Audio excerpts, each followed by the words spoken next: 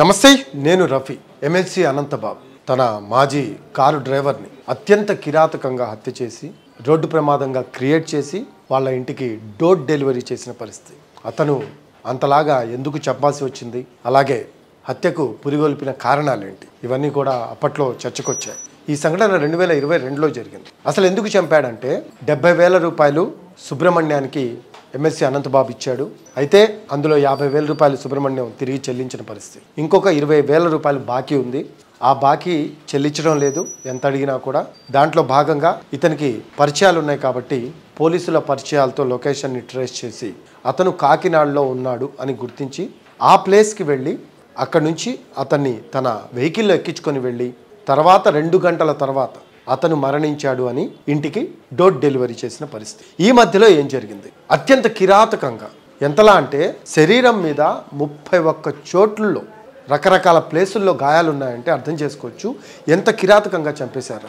దాంతోపాటు 3 పెద్ద పెద్ద గాయాలున్నాయి. అంటే ఇది ఇతని ఒక్కడి పని కాదు, చాలామంది హస్తం ఇందులో ఉంది, ఇతని ఒక్కడికి ఇది సాధ్యం కాదు అనేది ప్రధానంగా కూటమి నేతలు ఆరోపిస్తూ ఉన్నారు. డోర్ డెలివరీ అయితే చేశాడు, దాంతోపాటు యాక్సిడెంట్ అని చిత్రీకరించే ప్రయత్నం చేశారు. అప్పట్లో సీసీ ఫుటేజ్ కూడా దానికి సంబంధించి బయటకు వచ్చింది. అసలు ఈ హత్య చేసింది కూడా అనంతబాబే అని తేల్చడం జరిగింది. ఆ కేసు కోర్టులో ఉండగా కోర్టు అతనికి బెయిల్ని నిరాకరించింది. తర్వాత హైకోర్టుకు వెళ్తాం, దాని తర్వాత సుప్రీంకోర్టుకు వెళ్ళి బెయిల్ తెచ్చుకున్నాడు అనంతబాబు. ప్రస్తుతం బయట దర్జాగా తిరుగుతున్న పరిస్థితి కనిపిస్తోంది. ఆ టైంలో అధికారంలో ఉంది వైసీపీ నేతలు సపోర్ట్ చేశారు, వైసీపీ అధినేత సపోర్ట్ చేశారు అనంతబాబుకి బెయిల్ రావటం కోసం అనేది కూడా ఒక వాదన అయితే ఉంది. ప్రస్తుతం వైసీపీ అధికారం కోల్పోయింది. 2024లో కూటమి సర్కార్ అధికారంలోకి వచ్చింది. కూటమి సర్కార్ అధికారంలోకి వచ్చిన తర్వాత అనంతబాబు అంత కిరాతకంగా చంపిన అంశాన్ని మళ్ళీ తెర మీదకి తెచ్చే ప్రయత్నం చేసింది. దాంట్లో భాగంగా కూటమి ప్రభుత్వానికి అడగటంతో కూటమి ప్రభుత్వం రాజమండ్రి కోర్టులో, SC/ST కోర్టులో దీనికి సంబంధించి ఒక పిల్ దాఖలు చేయడం పునర్విచారణకు. రాజమండ్రి కోర్టు, SC/ST కోర్టు 90 రోజుల్లో ఈ విచారణ కంప్లీట్ చేసి పూర్తి ఆధారాలతో సహా దీనికి సంబంధించిన రిపోర్ట్ మాకు సబ్మిట్ చేయండి అని చెప్పడం జరిగింది. దానికి సంబంధించి ప్రభుత్వం ఒక కమిటీని ఏర్పాటు చేయడం, దాంతోపాటు ఒక ప్రాసిక్యూషన్కి సంబంధించి ఒక లాయర్ని కూడా ఏర్పాటు చేయడం వాళ్ళ ఫ్యామిలీ కోసం అని చెప్పేసి ప్రభుత్వం చేయడం జరిగింది. అయితే ప్రభుత్వం ఎందుకు ఇది పర్సనల్గా తీసుకొని ఇంతలాగా చేస్తుంది అంటే వాళ్ళ ఫ్యామిలీ వాళ్ళు మాకు అన్యాయం జరిగింది, సుబ్రహ్మణ్యాన్ని ఎంతో కిరాతకంగా చంపేశారు, కేసుని నీరుగార్చే ప్రయత్నం చేశారు, పైపైన ఎంక్వైరీల పేరుతో పైపైన ఎంక్వైరీలు చేసి కేసుని నీరుగార్చి ఏమీ లేదు అక్కడ అని చూపించే ప్రయత్నం చేస్తున్నారు, మాకు న్యాయం చేయండి అని సుబ్రహ్మణ్యం కుటుంబ సభ్యులు పోయి ప్రభుత్వాన్ని అభ్యర్థించినట్లు వాళ్ళు ఈ చర్యలకు పూనుకున్నట్టు కూడా తెలుస్తూ ఉంది. అయితే ఇక్కడ వైసీపీ నేతలు ఒక అంశాన్ని లేవనెత్తుతూ ఉన్నారు. ఈరోజు సుబ్రహ్మణ్యం కుటుంబ సభ్యులు ప్రభుత్వానికి అనుకూలంగా వ్యవహరిస్తున్నారంటే దానికి కొన్ని కారణాలు ఉన్నాయి అనేది ప్రధానంగా వాళ్ళు చెప్తున్నారు. ఆ కారణాలు ఏంటంటే సుబ్రహ్మణ్యం చనిపోయిన తర్వాత, ప్రస్తుతం అయితే కూటమి అధికారంలో ఉంది కాబట్టి, ముందుగా అత్యంత నమ్మకస్తుడు చంద్రబాబుకు ఏబి వెంకటేశ్వరరావు ఆయన వాళ్ళ ఇంటికి వెళ్ళటం జరిగింది. సుబ్రహ్మణ్యం ఇంటికి వెళ్ళి వాళ్ళని పరామర్శించారు.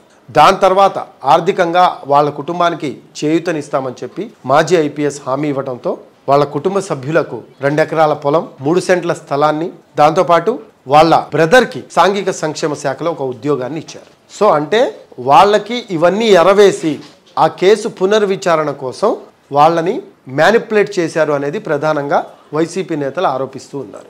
ఆ కేసు అనేది యాక్సిడెంట్ అనేది చెప్పే ప్రయత్నం చేస్తూ ఉన్నా CCTV ఫుటేజ్ ఉంది కాబట్టి అది కాని పరిస్థితి కనిపిస్తూ ఉంది. సో మొత్తం మీద కూటమి ప్రభుత్వం ఒక లీడ్ తీసుకొని ఈరోజు రాజమండ్రి కోర్టులో దానికి సంబంధించి 90 రోజుల్లో విచారణ జరగాలని చెప్పి కోర్టు ఆదేశించడంతో ఆ దిశగా అడుగులు వేస్తున్న పరిస్థితి అయితే కనిపిస్తుంది. అయితే ఎమ్మెల్సీ అనంతబాబు ప్రస్తుతం బయట ఉన్నారు కాబట్టి అతను ఏం చేశాడంటే హైకోర్టులో దీనికి పునర్విచారణ జరగకుండా స్టే ఇవ్వండి అని చెప్పి ఆయన పిటిషన్ దాఖలు చేశారు. ఆ పిటిషన్ను హైకోర్టు తోసిపుచ్చింది.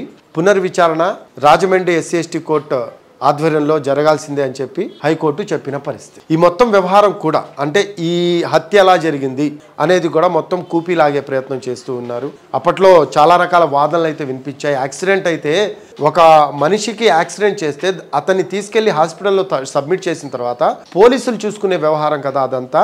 ఒకవేళ యాక్సిడెంట్ చేస్తే యాక్సిడెంట్ నేను చేశానని చెప్పేసి అతను అక్కడ సరెండర్ అయిపోతాడు. అలా కాకుండా పోలీసులు చూసుకోకుండా ఆ వ్యవహారం మొత్తం యాక్సిడెంట్ అయితే అతను చనిపోయాడని హాస్పిటల్కి తీసుకెళ్లిన తర్వాత ఇంటి దగ్గర డోర్ డెలివరీ ఎలా చేస్తాడు అనేది కూడా ఒక ప్రశ్న లేవనెత్తారు. దాంతోపాటు మరో అంశాన్ని కూడా తెర మీదకి తీసుకొచ్చారు కూటమి నేతలు. ఆ టైంలో పోస్ట్ మార్టం సంబంధించి మార్నింగ్ 10:30కి పోస్ట్ మార్టంకి తీసుకెళ్తే ఈవినింగ్ వరకు ఎందుకు చేశారు, లోపల అసలు ఏం జరిగింది, ఇలాంటి అంశాలని కూడా తెర మీదకి తీసుకొచ్చిన పరిస్థితి. సో వీటన్నిటిని బేస్ చేసుకొని ఈరోజు ఎంక్వైరీ మొదలైంది. అనంతబాబుతో పాటు ఇంకా వైసీపీ నేతలు ఎవరైనా ఉన్నారా, పెద్ద నేతలు పెద్ద తలకాయలు ఎవరన్నా ఉన్నారా?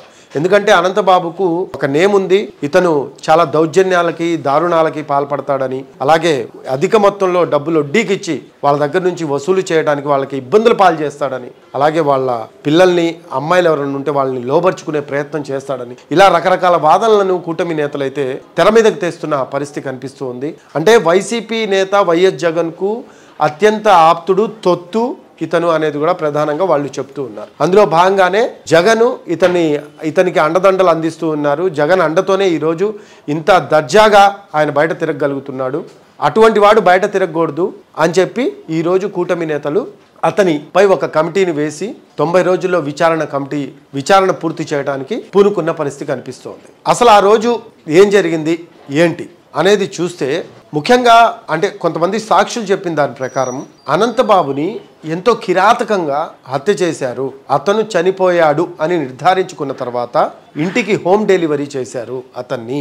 అనంతబాబే దర్జాగా తీసుకెళ్ళి అతని ఇంట్లో చచ్చిపోయాడని చెప్పేసి అప్పచెప్పిన పరిస్థితి అని చాలామంది అప్పట్లో కొన్ని వాదనలు అయితే వినిపించారు. దీనిపైనే ఈరోజు ఎంక్వైరీ మొదలైంది.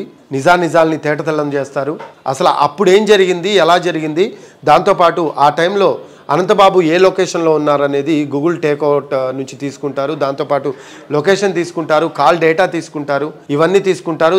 ఆ లొకేషన్స్లో ఆ ఏరియాస్లో ఇంకా ఎవరెవరు ఉన్నారు వాళ్ళ కాల్ డేటా కూడా తీసుకుంటారు. ఇవన్నీ కూడా లొకేషన్ గూగుల్ టేక్అవుట్తో మొత్తం కూడా బయటకు వస్తుంది. కాబట్టి ఇంకా ఎవరి ప్రమేయం ఏమన్నా ఉందా, పెద్ద తెలకాయలు ఎవరన్నా ఉన్నారా అనేది కేసు పునర్విచారణలో తేలుతుంది. కాబట్టి ఎలాగో హైకోర్టు కూడా దీన్ని స్టే పిటిషన్ ని కొట్టేసింది. కాబట్టి అనంతబాబుది ఖచ్చితంగా సుబ్రహ్మణ్యం కేసు ఒక కొలిక్కొచ్చి అనంతబాబు మళ్ళీ జైలుకు వెళ్తాడు, నో డౌట్ అనేది ప్రధానంగా కూటమి నేతలు వాదిస్తున్న పరిస్థితి అయితే కనిపిస్తుంది. చూడాలి మరి రాబోయే రోజుల్లో ఈ ఎంక్వైరీ ఎంత పారదర్శకంగా నడిచి అనంతబాబుకు శిక్ష పడే విషయంలో ఎంత తొందరగా పడుతుంది, నిజంగానే అనంతబాబు హత్య చేశాడు అనేది ప్రూవ్ చేయగలుగుతారా లేదా అనేది మాత్రం ఖచ్చితంగా తెలుస్తుంది. దిస్ ఈజ్ రఫీ, నమస్తే.